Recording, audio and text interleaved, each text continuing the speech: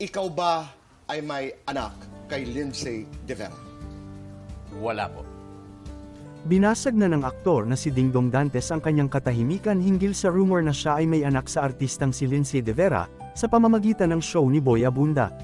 Pinabulaanan ni Dingdong ang issue, ayon kay Dingdong walang katotohanan ang mga lumalabas na bali-balita.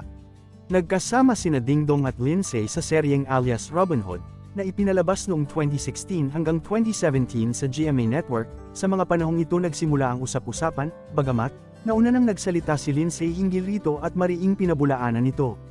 Tila hindi pa rin natatapos ang isyong ito at patuloy na lumulutang. Dahil dito, nagsalita na si Dingdong tungkol sa malisyosong balita.